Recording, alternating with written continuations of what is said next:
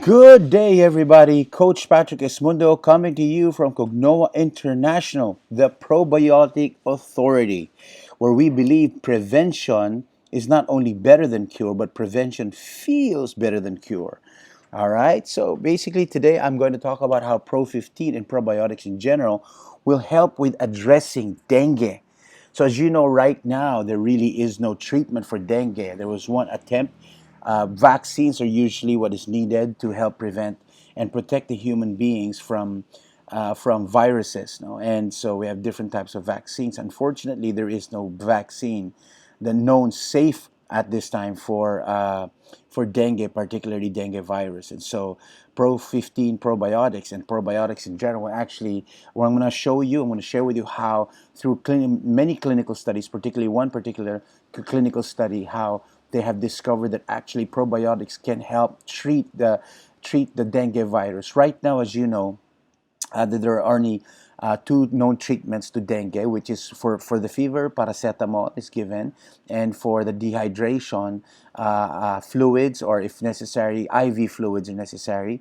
But actually, these two treatments address the symptom, not the cause, which is the virus itself. All right, so probiotics will actually address the duplication and actually the proliferation of dengue virus. That's what I'm going to explain in this particular in this short presentation. But before that, I want to just show you how, or for those who do not yet know, how probiotics actually, how dengue virus actually infects the human body. It starts with this Aedes aegypti. For the longest time, we have been educated or told that it's the Aedes aegypti, the female Aedes aegypti, that is the carrier of dengue virus. But now they've discovered that even normal mosquitoes, not of the Aedes aegypti species, is actually can be carriers of the dengue virus. So once bitten by a mosquito with a dengue, infected with a dengue virus, we can actually be infected now. It's no longer just exclusively to the Aedes aegypti female gender. All right, so the dengue virus is actually called Flaviviridae flavivirus, scientific name. And the dengue virus is actually encapsulated in three protein layers. No, first is the envelope protein. So if you peel that off, you have the lipid bilayer. And if you peel that off, then you have the capsid shell. And inside the capsid shell is where that dengue virus resides, which is an RNA genome. Okay, and so how does it actually infect the humans? No. Well, it actually, once injected into the body through the mosquito, right? It actually looks for it targets immune cells, and on the surface of the immune cells, you have receptors. There's the cognate receptor and the FC receptor, but the cognate receptor is what we're really interested in right now, because the cognate receptor, once stimulated by the landing of the dengue virus, actually initiates what is called a receptor mediated endocytosis. And this, basically, it's allowed to go into the cell and become an endosome. And once inside an endosome, inside the cell, the proton pump lowers the pH, right? And when that happens, when it becomes more acidic, slightly more acidic than what it's used to, this actually stimulates the restructuring of the envelope protein to become like a spiky type of protein, right? And the reason for this is so that it can penetrate the envelope protein can actually penetrate the endosome's membrane, thereby introducing, by bending and stuff like that, thereby introducing the capsid, opening it up, and allowing the capsid shell, which is enveloped in the envelope protein, to actually go into the cytoplasm of the cell. And once inside, the capsid breaks open, or breaks apart, and so exposing the RNA virus into the cytoplasm.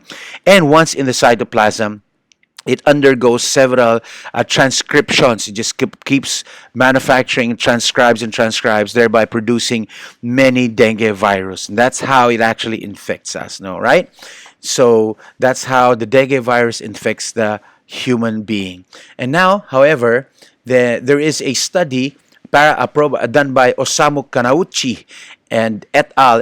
His group of people. It was published in the Current Pharmaceutical Design in 2018, just last year, February, right? Probiotics, entitled Probiotics and Paraprobiotics in Viral Infection, Clinical Application and Effects on the Innate and Acquired Immune System.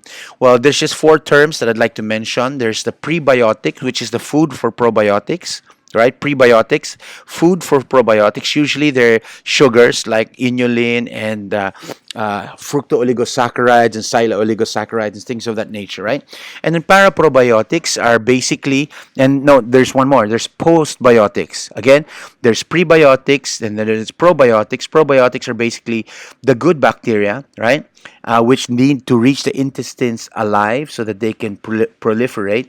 And then there's the postbiotics. Postbiotics are basically metabolic byproducts of the probiotics and its interaction with the environment inside our body, thereby producing many things that will help actually treat and identify abnormalities and irregularities in our body, therefore stimulating the body to correct itself, right?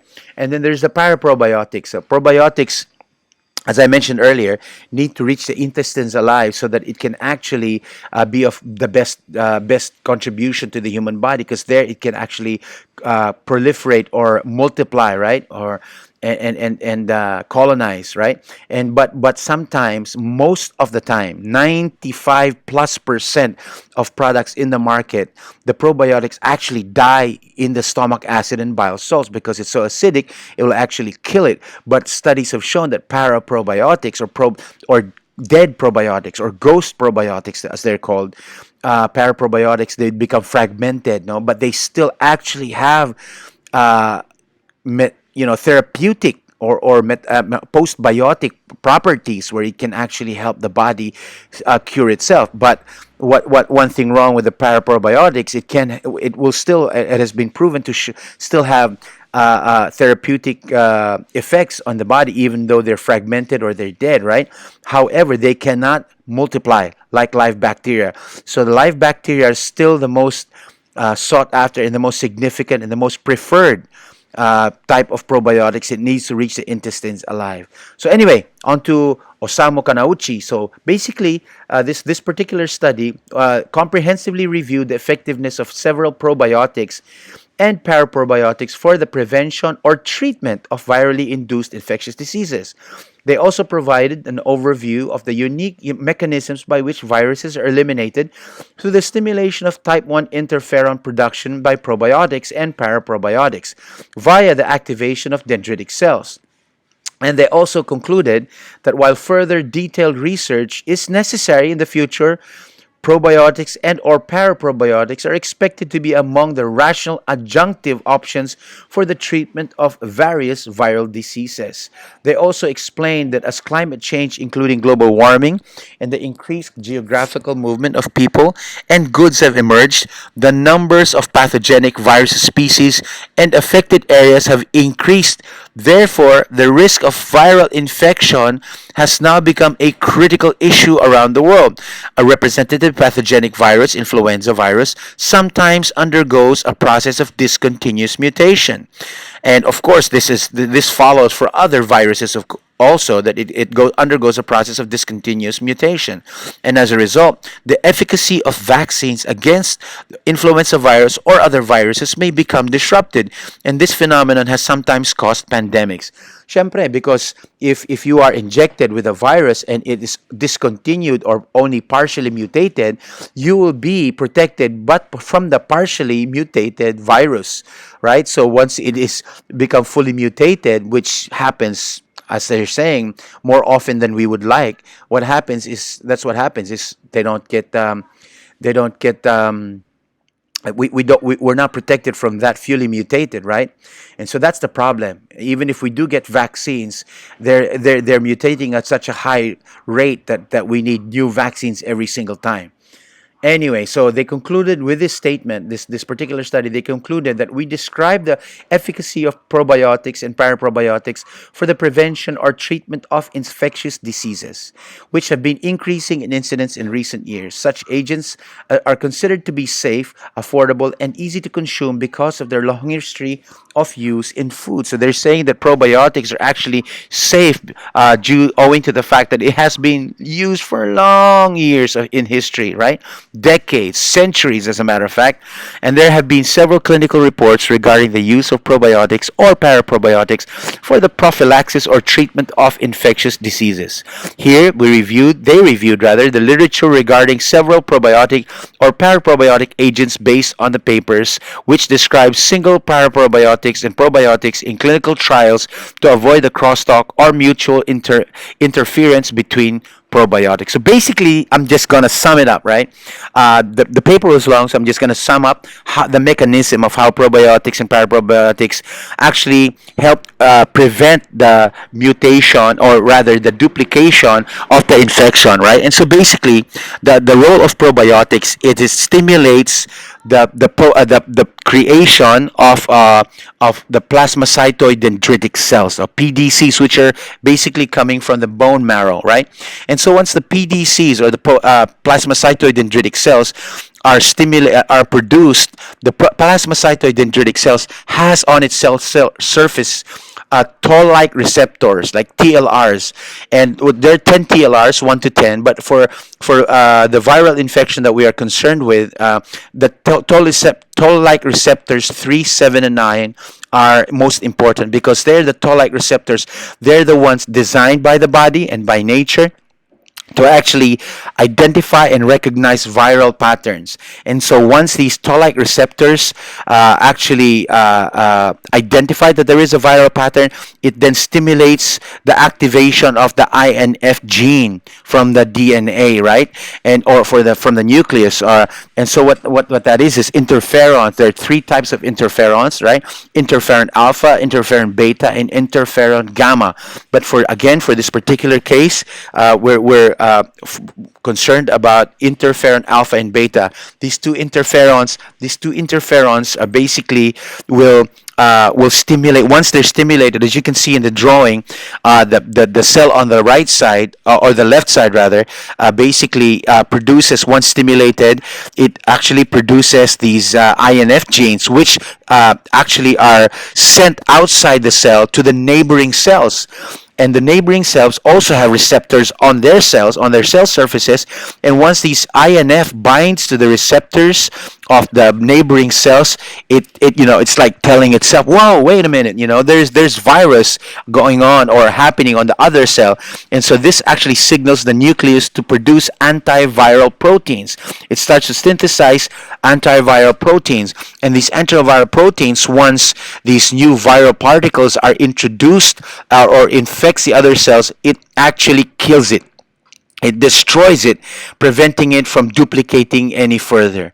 And so that's how probiotics will actually does help with the proliferation or duplication of virus, no, preventing it from progressing throughout the rest of the body. And another thing happens, which is not in this particular study, but in another study, what happens is actually the existing virus in the original cell which was infected is also addressed via direct attack of the body. Okay, so basically that's how probiotics and paraprobiotics help in viral infection. And so why now Pro15 probiotics, right? Why is it the most preferred brand by those who have actually want to try probiotics, or specifically, especially for those who have tried probiotics or are taking probiotics and they've tried this Pro15 probiotics? They've shifted, right? I mean, 95% of the people that have tried it have shifted. And so basically the reason why it is the most preferred brand, and this is what it looks like. That's our product. It has 15 strains, 10 billion CFU. And the reason why it is the most preferred brand by those who want to try probiotics, or those who have actually tried probiotics, is because of several reasons. Number one, because it is made by a double ISO certified manufacturing company in Taiwan. But we Cognoa International are the exclusive global distributors of Pro15. Okay, so again, it's made by a double ISO certified manufacturing company. You can be assured of its high quality. Second reason why it is the most potent brand in the market, therefore the most preferred, because it is the only product in the market with a patented double micro encapsulation technology. Therefore, while other brands will only up to 30% will reach the intestines alive because of the stomach acid and bile salts. Because of this patented double microencapsulation technology, Pro15 probiotics actually reaches the intestines alive. All 15 strains, 100% of the 15 strains reaches the intestines alive because of this patented double microencapsulation technology. Number three, it is 15 billion CFU. Most products don't have that. And plus the fact that it has 15 strains and 10 billion CFU. Many products in the market right now only has 1 or 2 or 3 strains. Some have 12, but they only contain 2 billion CFU, or even less. Some have 750 million CFU, not even 1 billion. Right? Well, a Pro15 probiotics has 10 billion CFU and 15 strains. And the other reason why it is really potent, because 11, as you can see on that screen, 11 of the 15 strains are from human origin. That's right, from the human origin. 100% or 99% rather of the products out in the market derive their original strains, harvested their original strains from either plants or animals, while the original strains of Pro15 probiotics, 11 of which, 11 of the 15 come from human origin, making it safe because it's from humans for humans. So with regards to safety, it's human origin. With regards to potency, 10 billion CFU, all right, 15 strains, and patented double microencapsulation technology. And the last reason why it is the most preferred, because it is the most affordable. It is the most affordable probiotic on the market. Even if you compare it to the lesser, least potent or lesser potent or less potent products out in the market, they're even cheaper, and that's very rare. A product that is this usually the most potent products, usually the most expensive, but not in the case of Pro15 probiotics. It is the most affordable, despite it being the most potent in the market. But again, as I say to one, I say to all, don't believe a word I am saying. You have to try it for yourself. And that's where we end this particular presentation. I'd just like to let you and invite you to try Pro15 probiotics as preventive from dengue, and if in the eventuality that you do actually know somebody who unfortunately is bitten by a dengue mosquito and starts showing the signs and symptoms of dengue, please don't hesitate. Contact the person that shared this with you and ask from them just 2 to 3 capsules. That's all you need for dengue. 2 to 3 capsules, right? But again, it's not just for dengue, it's for many, many other things to correct your body, but that comes with another presentation.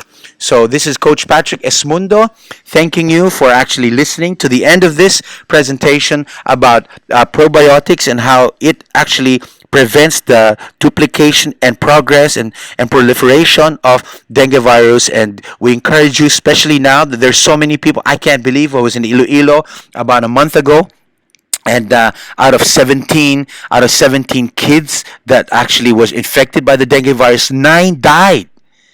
9 kids died under the age of 10 years old. I was so sad. All they had to do was just take 3 capsules, which is only 50 pesos each.